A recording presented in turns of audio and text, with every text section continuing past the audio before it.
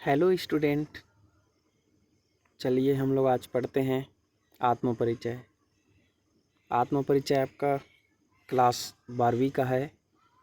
Hindi subjects का एक पाठ है जो काव्य खंड से है।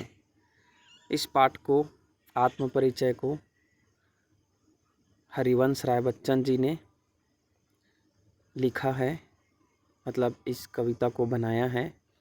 हरिवंश राय बच्चन जी कोई और नहीं, अमिताभ बच्चन जो अभिनेता हैं बॉलीवुड के, उनके पिताजी हैं। इनका जन्म इलाहाबाद में हुआ था। ठीक है, तो हम कविता की ओर बढ़ते हैं। आत्मपरिचय, इसमें हम कविता में 2 पैराग्राफ को पढ़ेंगे, 2 पद को। तो 2 पद को ही इसमें हम लोग कवर करेंगे। तो आत्मपरिचय का नाम आत्मपरिचय क्यों रखा गया है, इसको पहले देखते हैं। इसका नाम आत्मपरिचय इसलिए रखा गया है क्योंकि यहाँ जो कविकार हैं हरिवंश राय बच्चन जी, वो अपने आत्मा का, जो अपने मन में जो भाव उठ रहे हैं उनका परिचय दे रहे हैं। जो अपने अंदर निहित विचार हैं, जो प्रेम है देश के लिए, उसको हमको बता रहे हैं, उस प्रेम का हमको परिचय करा रहे हैं। तो सीधा हम लोग पैराग्राफ पढ़ते हैं।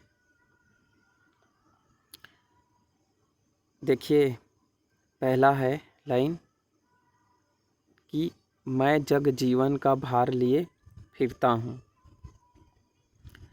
मैं जग जीवन में यहाँ जो मैं है वो कविकार अपने लिए उपयोग कर रहे हैं, और जग जीवन यहाँ रूपक अलंकार है, जग रूपी जीवन, और उसका भार लिए फिरता हूँ।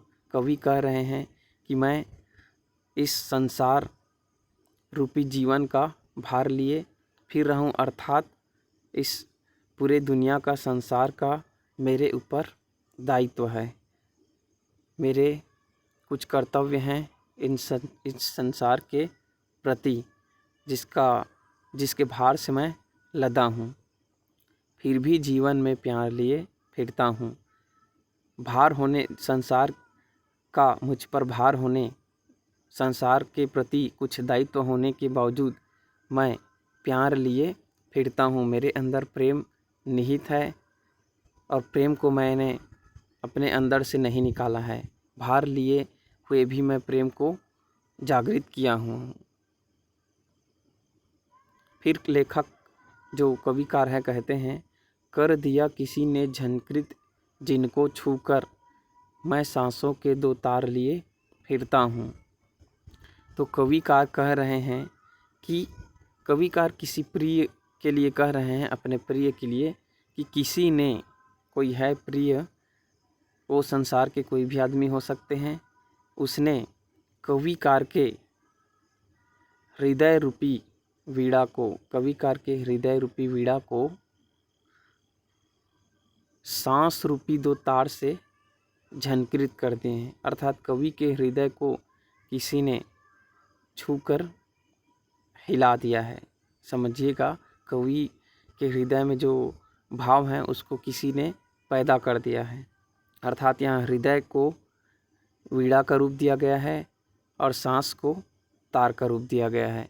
तो जिस प्रकार से वीणा में तार को बजाया जाता है, ठीक है, उसी प्रकार हृदय को यहाँ वीणा कहा गया है, और सांस को, जो श्वास है, उसको तार कहा गया है।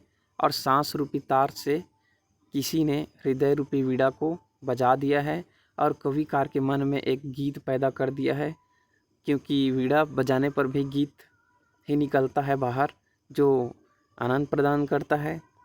उसी प्रकार हृदय को झंकृत करने पर, है ना, झंकृत करना मतलब झुनझुना देने पर, कविकार के हृदय में भी एक गीत बस गया है जिसको वो संजो कर रखना चाहते हैं।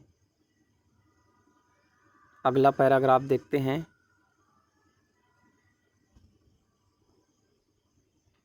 अगला पैराग्राफ है दोस्तों, मित्रों, विद्यार्थियों कि मैं स्नेह सुरा का पान किया करता हूँ।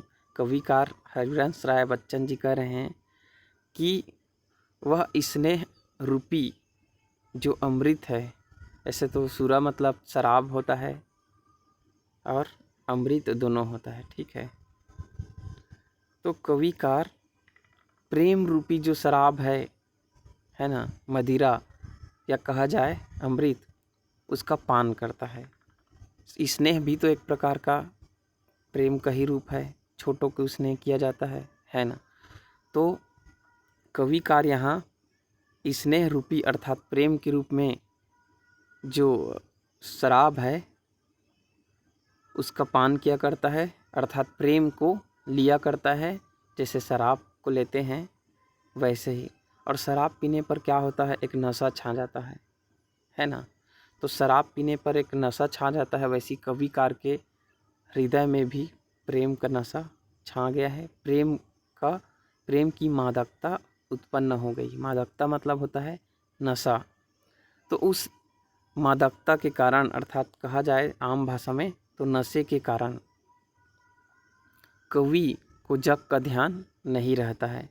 प्रेम में डूब जाने के बाद कवि को जग का ध्यान नहीं रहता है। वो अपने में ही, अपने प्रेम के मादकता में ही वह खुश रहता है, ठीक है।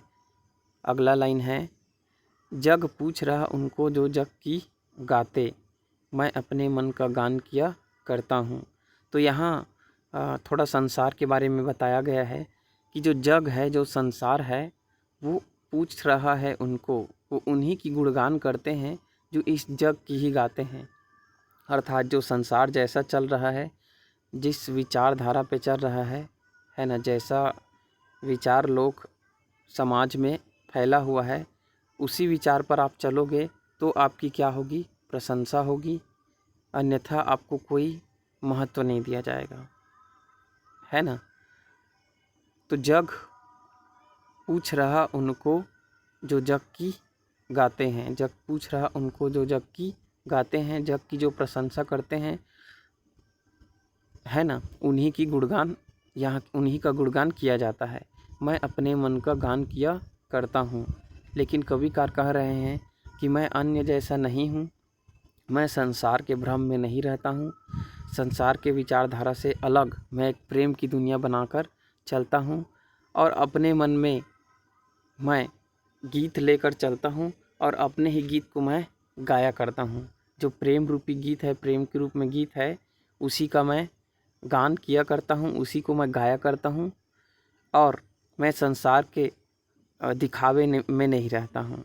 संसार जैसा जिन लोगों का प्रशंसा करता है, संसार जिन लोगों की प्रशंसा है ना करते हैं, मैं उस संसार के पीछे नहीं भागता हूँ। मेरा एक अलग दुनिया है जिसमें मैं अपने मन का गीत है उसको गाया करता हूँ।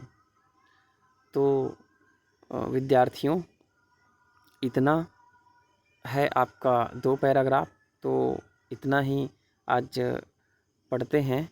फिर अगला जो पैराग्राफ है, पैराग्राफ ना कहा जाए क्योंकि ये काव्यांश है, तो अगला जो पद है ना, काव्यांश का जो अगला पद है उसको अगले वीडियो में देखेंगे।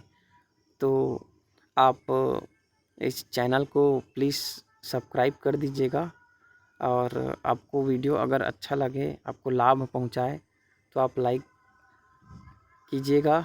और आपको कुछ और बताना हो इस वीडियो से संबंधित कि वीडियो कैसा बना है या और आगे बनाना चाहिए कि नहीं, तो आप कमेंट भी कर सकते हैं।